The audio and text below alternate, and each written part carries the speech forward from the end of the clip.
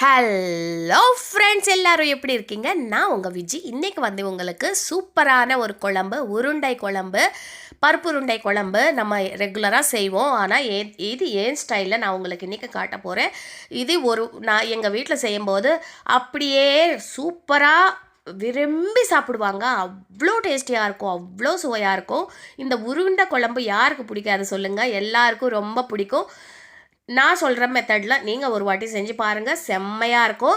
இது எப்படி செய்யறதுன்னு வீடியோக்குள்ளே போயிடலாம். சட்டுன்னு பார்த்துட்டு செஞ்சு சாப்பிட்டு பாருங்கள். ஃபஸ்ட் டைம் சேனல் பார்க்குறீங்கன்னா கண்டிப்பாக சேனலுக்கு சப்ஸ்கிரைப் பண்ண மட்டும் மறக்காதீங்க. உங்கள் சப்போர்ட் எனக்கு ரொம்ப ரொம்ப முக்கியம். இந்த உருண்டை குழம்புக்கு நம்ம என்ன பண்ணுறோன்னா, 1 கப்பு கடலைப்பருப்பு முன்னாடியே ஊற வச்சிடணும். அட்லீஸ்ட் ஒரு 2 மணி நேரமாவது அந்த கடலைப்பருப்பு ஊறணும். அப்போ தான் நம்மளுக்கு இந்த உருண்டை பிடிக்க நல்லாயிருக்கும். ரொம்ப சாஃப்டாக இருக்க வேண்டாம், ரொம்ப இதாக இருக்க வேண்டாம். ஒரு 2 மணி நேரம் ஊற வச்சா போதும். பாருங்கள், இந்த மாதிரி ஒரு 2 மணி நேரத்துக்கு முன்னாடியே நான் கடலைப்பருப்பு ஊற வச்சுருக்கேன். 2-3 வாட்டி அலசிட்டு அந்த கடலைப்பருப்பு இப்போ நம்ம மிக்சியில் அரைச்சிக்கலாம். ஒரு 2 காஞ்ச மிளகா, ஒரு 3 பல் பூண்டு, அப்புறமா நம்ம ஊற வச்ச கடலைப்பருப்பு இதில் போட்டுட்டு நம்ம மிக்சியில் அரைச்சிக்க போகிறோம். இதில் சோம்பு ஒரு சிட்டிகை, ஒரு 1/2 ஸ்பூன் சோம்பு சேர்த்துக்கோங்க. ரொம்ப நல்லா ஒரு சுவை கொடுக்கும். சோம்பு சேர்த்துட்டு இந்த மிக்சியில் நல்லா அரைச்சிக்கோங்க. குறையாக இருக்கணும், ரொம்ப சாஃப்டாக மையாக அரைச்சிடாதீங்க. இந்த மாதிரி குறையாக அரைச்சிக்கோங்க. இப்போ நம்ம என்ன பண்ணுறோன்னா, இந்த மாவு நல்லா ஒரு கப்பில் எடுத்துகிட்டு வச்சுக்கலாம்.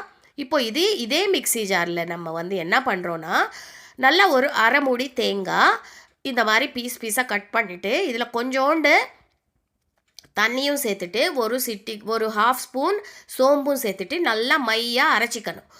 இது வந்து சாஃப்டாக அரைச்சிக்கணும். எவ்வளோ சாஃப்டாக உங்களால் முடியுமோ அவ்வளோ சாஃப்டாக அரைச்சிக்கோங்க. இந்த தேங்காய் பேஸ்ட்டும் நம்மளுக்கு இப்போது ரெடி ஆகிடுச்சு. இப்போ இதுவும் ரெடி ஆகிடுச்சு. நம்ம மாவு இருக்கு இல்லையா, அதில் கருவேப்பிள்ளை சேர்த்துக்கோங்க, கொத்தமல்லியும் சேர்த்துக்கலாம். அப்புறமா ஒரு சின்ன வெங்காயம் கட் பண்ணி போட்டிருக்கேன். கொத்தமல்லி நல்லா ஒரு கைப்பிடி அளவுக்கு கொத்தமல்லி சின்ன பீஸாக கட் பண்ணி போட்டிருக்கேன். இப்போ இதில் ருசிக்கு ஏற்ப உப்பு போட்டுக்கோங்க. உப்பு போட்டுட்டு நல்லா பிசைஞ்சிக்கோங்க.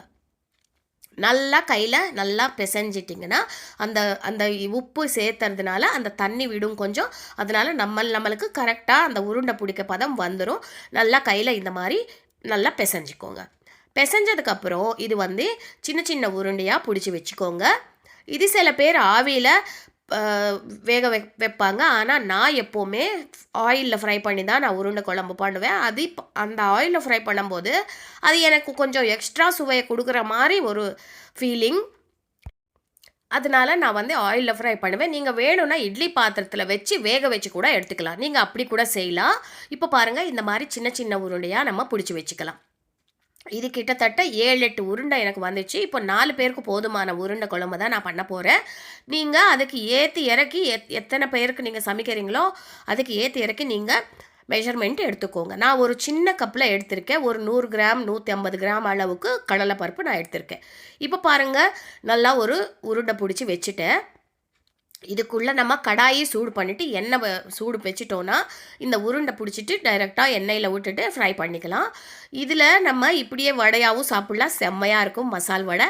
இப்போ பாருங்கள், நம்ம எல்லா உருண்டையும் இதில் சேர்த்துடலாம். சேர்த்துட்டு நல்லா எல்லா பக்கமும் கொஞ்சம் ஓரளவுக்கு கலர் வர வரைக்கும் நீங்கள் ஃப்ரை பண்ணிக்கோங்க. இது வந்து இந்த மாதிரி திருப்பி விட்டுட்டு நல்லா ஃப்ரை பண்ணிக்கோங்க. நீங்கள் வேக வைக்கிறதா இருந்தால் இட்லி பாத்திரத்தில் வச்சு ஒரு 5 நிமிஷம் 5லேருந்து 7 நிமிஷம் வேக வச்சு எடுத்து வச்சுக்கோங்க. ஆவி கட்டி எடுத்து வச்சுக்கோங்க. அப்படி கூட செய்யலாம். உருண்டை குழம்பு சில பேர் அப்படி கூட செய்வாங்க. நீங்கள் இல்லைன்னா ஆயிலில் கூட ஃப்ரை பண்ணிக்கலாம். இப்போ எல்லாம் நல்லா கோல்டன் ப்ரவுன் கலர் வந்துடுச்சு பாருங்கள். இப்போ நம்ம இந்த உருண்டை குழம்புக்கு தேவையான அளவு உருண்டையும் நல்லா ஃப்ரை பண்ணிவிட்டு எல்லாம் ரெடி பண்ணி எடுத்து வச்சுக்கோங்க. இப்போது இது கோல்டன் ப்ரவுன் கலர் வந்துடுச்சு. நான் இது வந்து எடுத்துடுறேன்.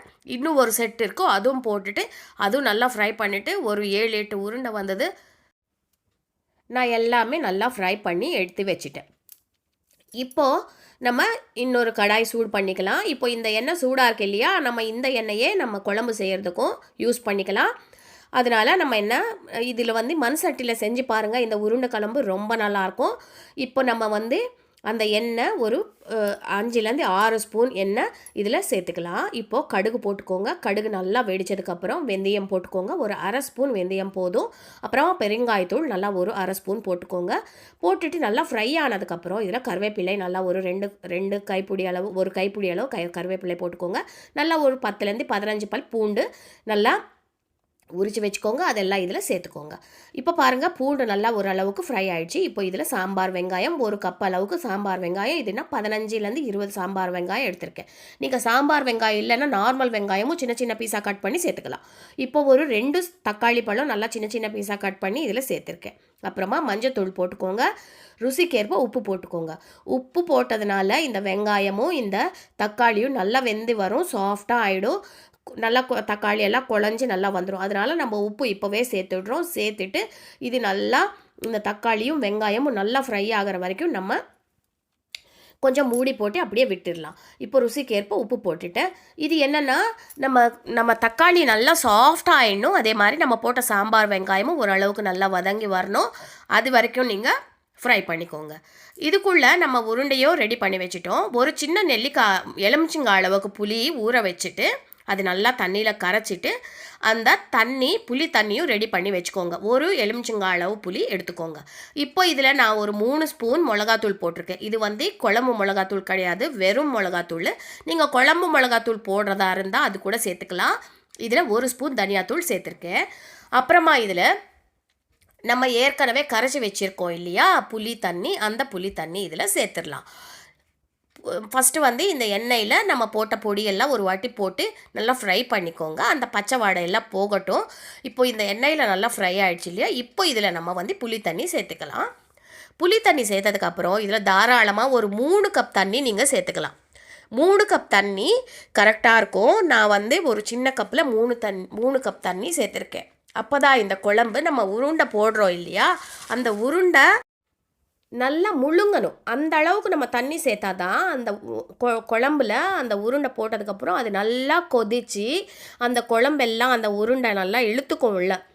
அப்போ தான் அந்த நம்ம போட்ட உருண்டை குழம்போட டேஸ்ட்டு அட்டகாசமாக இருக்கும். இப்போ பாருங்கள், தண்ணி நல்லா சேர்த்ததுக்கப்புறம் கொஞ்சம் தண்ணியாக நம்மளுக்கு தெரியும். ஆனால் குழம்பு கொதிக்க கொதிக்க அது நல்லா கிட்ட வந்துடும், நல்லா சேர்ந்து வந்துடும். இப்போது நம்ம உருண்டையும் சேர்த்துட்டோம். அப்புறமா நம்ம தேங்காய் பேஸ்ட் அரைச்சி வச்சுருக்கோம் இல்லையா, அந்த தேங்காய் பேஸ்ட்டும் சேர்த்துடலாம். அந்த தேங்காய் பேஸ்ட்டு அரைச்சது மிக்ஸியும் கழுவிட்டு இன்னொரு கப் தண்ணியும் நான் சேர்த்துருக்கேன். டோட்டலாக 4 கப் தண்ணி சேர்த்துருக்கேன். இந்த குழம்பு ஒரு 10 நிமிஷம் கொதிக்கணுங்க. நல்லா ஒரு பெரிய கைப்பிடி அளவு கொத்தமல்லி மேலே அப்படியே தூவிடுங்க. இந்த குழம்பு நீங்கள் இந்த மாதிரி செஞ்சு பாருங்கள். ஆனால் இது 10 நிமிஷம் கொதிக்கணும். இப்போ இவ்வளோ இருக்கு இல்லையா குழம்பு, நல்லா இறுக்கி கிட்ட வந்துடும், நல்லா திக்காக ஆகிடும் குழம்பு. அது வரைக்கும் நீங்கள் குழம்பு கொதிக்க வைக்கணும். கிட்டத்தட்ட ஒரு 10 நிமிஷம் கொதிக்க வைக்கணும். அப்போ தான் குழம்போட டேஸ்ட்டு அட்டகாசமாக இருக்கும். இது என்னென்னா நம்ம புளியும் பச்சையாக போட்டிருக்கோம் இல்லையா, அந்த புளியும் சேர்ந்து அந்த குழம்பு நம்ம போட்ட பொடி எல்லாமே சேர்ந்து வரணும். இப்போ பாருங்கள், குழம்பு நல்லா ரெடி ஆகிடுச்சு. கண்டிப்பாக ட்ரை பண்ணி பாருங்கள், எப்படி வந்ததுன்னு சொல்லுங்கள்.